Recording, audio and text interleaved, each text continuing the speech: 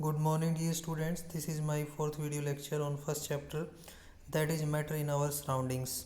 तो आज के वीडियो लेक्चर में बच्चों हम डिस्कस करेंगे changes in states of matter कि हमारे पास तीन स्टेट होती है मैटर की, सॉलिड है, लिक्विड है और गैस है। हम इनको किस तरीके से इंटर कन्वर्ट कर सकते हैं, एक दूसरे में बदल सकते हैं और इन बदलने की प्रोसेसेस को स्पेसिफिक नेम क्या देते हैं हम उनको हम डिस्कस करेंगे इस वीडियो लेक्चर के अंदर। तो बच्चों सबसे पहले कंटेंट्स के बारे में बात कर लेते हैं। सबसे पहले हमारे पास है condensation and freezing, second is the sublimation and its application, third is evaporation and its application, fourth is the difference between boiling and evaporation. तो हम फर्स्ट स्लाइड के अंदर देखते हैं बच्चों। तो सबसे पहले हमारे पास आता है condensation. What is condensation? Condensation है क्या? तो कंडेंसेशन जैसे नाम से ही पता चल रहा है, कंडेंस होना। कंडेंस का मतलब इकट्ठा होना, ठीक है। तो गैस को अगर अपन कंडेंस करें और गैस को कंडेंस करें तो वो किस में बदल जाती है? लिक्विड के अंदर बदल जाती है। इस प्रोसेस को अपन बोलते हैं कंडेंसेशन। सपोज आपने लिया वाटर, ठीक, वाटर को अपन क्या कर रहे हैं? हीट कर रहे हैं। जैसे ही वाटर को हीट करेंगे तो वो वेपर्स में कन्वर्ट होगा। This process is known as vaporisation. और उन वेपर्स को अगर हम ठंडा कर दें, कूल कर दें, तो क्या होगा? वो वेपर्स कन्वर्ट होने लगेंगे किसके अंदर? लिक्विड के अंदर। तो वेपर्स का लिक्विड के अंदर कन्वर्ट होना, ठीक है, वेपर्स मीन्स गैस, गैस का लिक्विड के अंदर कन्वर्ट होना, that is known as condensation. तो कंडेंसेशन क्या हुआ? रिवर्स हुआ। किसका? वेपराइजेशन का। वेपराइजेशन में वेपर बनते हैं और कंडेंसेशन में वेपर कंडेंस होकर लिक्विड में बदलते हैं। उल्टा होता है, इसलिए हम इसको बोलते हैं reverse of vaporisation. Examples dew है, फॉग है, clouds, these are the examples of condensation. जो क्लाउड्स का फॉर्मेशन होता है वो भी हमारे पास वेपर्स होते हैं, इकट्ठे हो जाते हैं, इकट्ठे होने के बाद क्लाउड्स का फॉर्मेशन करते हैं। फॉग सर्दियों के दिनों में जैसे हम किसी गाड़ी वगैरह के अंदर ट्रैवल करते हैं तो जो हम रेस्पिरेशन करते हैं, सांस लेते हैं, तो वेपर्स कंडेंस हो जाते हैं। कंडेंस होने के बाद गाड़ी के जो भी शीशे वगैरह होते हैं उनके ऊपर लिक्विड की ड्रॉपलेट्स जमा होने लग जाती है। तो बच्चों नेक्स्ट आता है हमारे पास लिक्विड को हम चेंज कर रहे हैं सॉलिड के अंदर। ऐसा करते भी हम, लिक्विड को हम चेंज करते हैं किस में? सॉलिड के अंदर। कैसे करते हैं? सपोज आपने लिया लिक्विड वाटर, वाटर को आपने रख दिया फ्रीजर के अंदर, फ्रीजर के अंदर हुई कूलिंग और कूलिंग के बाद जो लिक्विड वाटर आपने लिया था वो किस में बदल गया? आइस के अंदर। और आइस क्या है? सॉलिड। तो हमारा वाटर था लिक्विड और आइस है सॉलिड। तो इस प्रोसेस को अपन क्या बोलेंगे? फ्रीजिंग। तो फ्रीजिंग क्या हुआ? Changing of liquid into solid, liquid water और सॉलिड आइस। तो freezing is also called solidification, क्योंकि इसमें हमारे पास सॉलिड का फॉर्मेशन हो रहा है। So this process is also known as solidification and it is reverse of melting. It is reverse of melting. इसको आप समझे कि ये मेल्टिंग का रिवर्स है। कैसे? सपोज आपने लिया आइस, आइस को आपने रख दिया रूम टेम्परेचर पे, अब वो क्या करेगा? धीरे धीरे पिघलने लगेगा। अगर उस वाटर को अगर हम उल्टा रख दें किसके अंदर? फ्रिज के अंदर, तो वो क्या होगा? फ्रीजिंग। तो freezing and melting both are the reverse processes.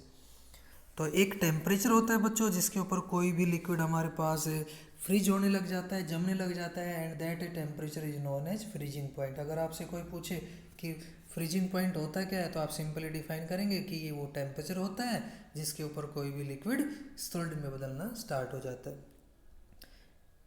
तो एक इम्पोर्टेंट पॉइंट आता है बच्चों, बहुत बहुत इम्पोर्टेंट है कंपटीशन पॉइंट ऑफ व्यू से, कि इम्प्योरिटीज़ जो होती है वो फ्रीजिंग पॉइंट को लोअर कर देती है।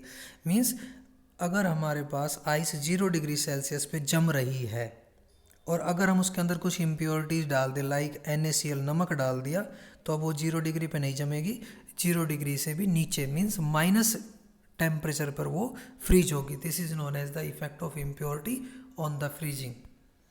तो नेक्स्ट जो आता है बच्चों हमारे पास सब्लिमेशन। बड़ा इंपॉर्टेंट टर्म है सब्लिमेशन। सब्लिमेशन जो प्रोसेस होता है इसके अंदर हम क्या करते हैं कि सॉलिड को गैस के अंदर या गैस को डायरेक्ट सॉलिड के अंदर। अब आपको पता है कि जब भी हम जर्नलाइज जो प्रोसेस होता है उसमें हम क्या करते हैं? सॉलिड है, सॉलिड कन्वर्ट होगा किस में? लिक्विड के अंदर, और लिक्विड कन्वर्ट होगा किसके अंदर? गैस के अंदर। ऐसा होता है।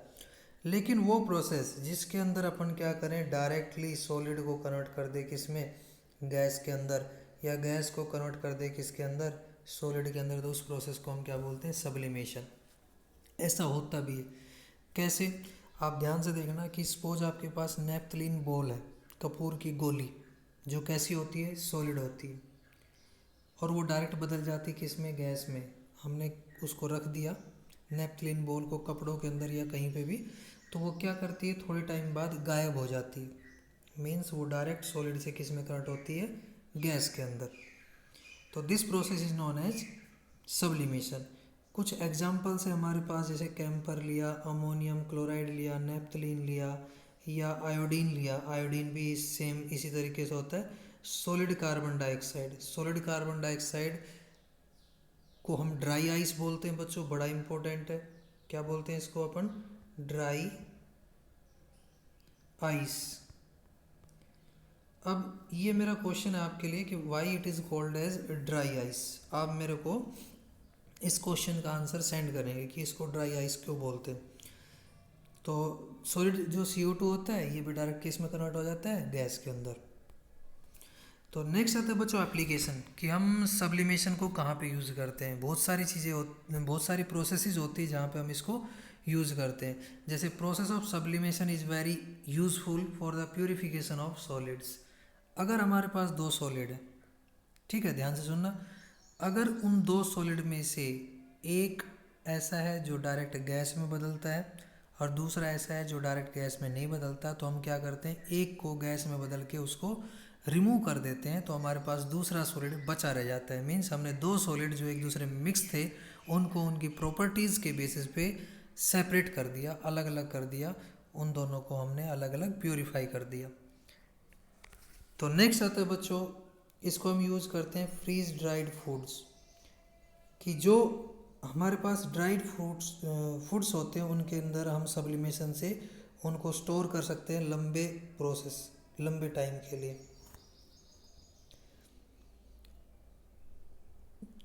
थर्ड एप्लीकेशन आती है कि जो बहुत कोल्ड प्लेसेस होते हैं, स्नो जो होती है वो मेल्ट नहीं होती, लेकिन हम उसको सब्लिमाइज कर सकते हैं डायरेक्टली वेपर के अंदर। जो कोल्ड कंट्रीज होती हैं वहाँ पे लगातार बर्फ़ जो है वो रहती है, लेकिन वो कन्वर्ट नहीं होती किसके अंदर, लिक्विड के अंदर। तो हम डायरेक्टली उसको क्या करते हैं, डायरेक्टली हम उसको कन्वर्ट कर सकते हैं वेपर्स के अंदर। तो नेक्स्ट आता है बच्चों लेटेंट हीट। लेटेंट हीट को हम बोलते हैं कि छुपी हुई हीट, लेटेंट, गुप्त ऊष्मा इसको हम बोलते हैं, कि ये वो टेम्परेचर होता है, अगर हम इसको ऑब्जर्व करें तो ये स्टेट चेंज के टाइम होता है। जैसे आपके पास 100 डिग्री का वाटर है और 100 डिग्री का ही वेपर्स है, तो वेपर्स मीन्स भाप। तो उन दोनों में से कौन ज़्यादा सीवियर बर्निंग करेगा, तो भाप करेगी, क्योंकि कुछ अमाउंट हीट का एक्स्ट्रा होता है किसके पास, भाप के पास, या हम कहें स्टीम के अंदर। क्यों होता है, क्योंकि जैसे ही हम वाटर को 100 डिग्री पर ले गए, अभी वो लिक्विड है, लेकिन उसको हम लिक्विड से वेपर्स के अंदर कन्वर्ट कर रहे हैं, तो वहाँ पे कुछ एक्स्ट्रा एनर्जी की रिक्वायरमेंट होती है, that is known as latent heat. It is also known as hidden heat. तो this amount of heat is given to the system during the phase change, means state change के time हम देते हैं। the latent heat is used up in changing the state, ये हमारे पास state को change करती है, लेकिन टेम्परेचर जो है वो चेंज नहीं होता, temperature remains constant. Next temperature से रिलेटेड हमारे पास कुछ क्वेश्चंस हैं बच्चों, कि how we can convert the one scale of temperature into another scale. Simply अगर आपके पास डिग्री सेल्सियस है और आपको कन्वर्ट करना है उसको केल्विन में, तो आप 273 उसके अंदर ऐड करेंगे, ठीक है।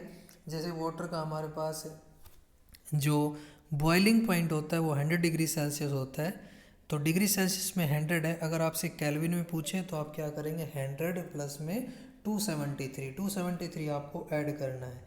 273 ऐड करेंगे तो क्या हो जाएगा, 373 केल्विन। तो आपको अलग अलग दिए गए हैं, कुछ कन्वर्जन के लिए दिया गया है 373 डिग्री सेल्सियस आपको दिया गया है, उसको केल्विन में कन्वर्ट करना है, और 573 केल्विन को सेल्सियस में करना है। जब भी हम केल्विन को सेल्सियस में करेंगे तो माइनस कर देंगे, तो देखिए 373 था, 273 हमने ऐड किया, तो हमारे पास आ गया 646 केल्विन के अंदर, और 573 केल्विन दिया गया है, डिग्री सेल्सियस में कन्वर्ट करना है। 273 इधर ला के हम क्या करेंगे, माइनस कर देंगे।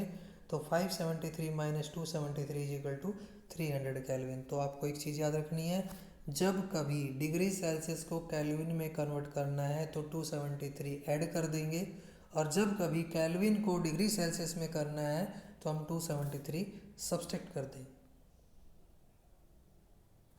नेक्स्ट आता है बच्चों इवेपोरेशन, इवोपरेट होना। इवोपरेशन बच्चों एक कंटिन्यूस प्रोसेस होता है और हर टेम्परेचर पर होता है। अगर मैं एग्जांपल लेके आपको समझाऊं तो बच्चों, कपड़े गर्मियों में ही नहीं सर्दियों में भी सूखते हैं, लेकिन सूखने का टाइम इंक्रीज हो जाता है। मीन्स वाटर गर्मियों में तो इवोपरेट होता ही है, साथ के साथ वो सर्दियों में भी होता है। मीन्स हर टेम्परेचर पर वाटर इवोपरेट होता है, या कोई भी लिक्विड जो होता है वो इवोपरेट होता है। This process is known as evaporation, कि इसमें हमारे पास कन्वर्जन होता है किसका, लिक्विड का, किसके अंदर, वेपर के अंदर, एट एनी टेम्परेचर, मैंने बताया किसी भी temperature. So it is known as evaporation. तो evaporation is an endothermic process, एक एंडोथर्मिक प्रोसेस होता है, और इसमें हमेशा हीट एब्जॉर्ब होती है। जब कपड़े सूखते हैं तो आसपास का जो एरिया होता है वो कूल हो जाता है, क्योंकि इसमें हीट एब्जॉर्ब होती है, और वो प्रोसेस जिसमें हीट एब्जॉर्ब हो उसको अपन एंडोथर्मिक बोलते हैं। एंडो का मतलब होता है अंदर, इनसाइड, कि जब सिस्टम हीट को एब्जॉर्ब करे तो उस प्रोसेस को अपन बोलते हैं एंडोथर्मिक। तो इवोपरेशन जो है वो कूलिंग भी करता है। जैसे गर्मियों में जब हम कोई हैवी एक्सरसाइज वगैरह करते हैं तो स्वेटिंग होती है, तो उस कंडीशन में हमारी बॉडी कूल हो जाती है।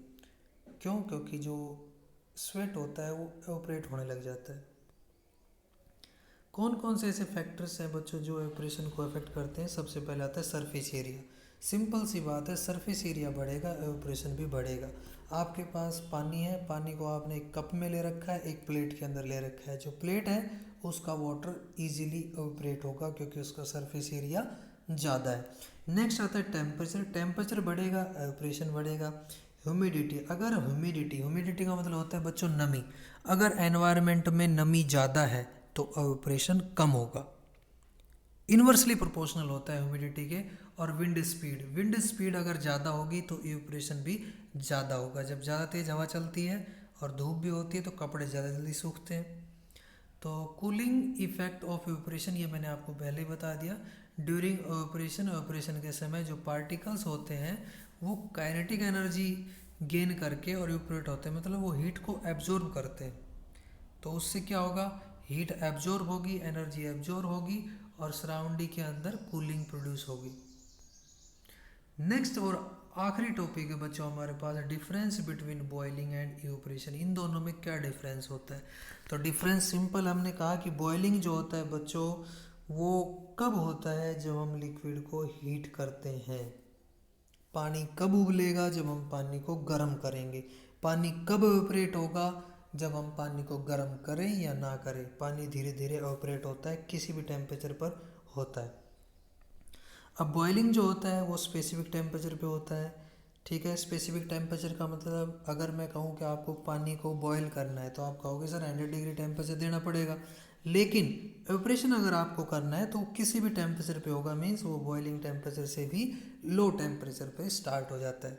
कपड़े को सुखाने के लिए हमें 100 डिग्री सेल्सियस टेम्परेचर देने की ज़रूरत नहीं है। कपड़ा 20 डिग्री पे भी सूखेगा, 10 डिग्री पे भी सूखेगा। मीन्स इवोपरेशन हर टेम्परेचर पर होता है। नेक्स्ट आता है boiling occurs from the surface as well as bulk of the liquid.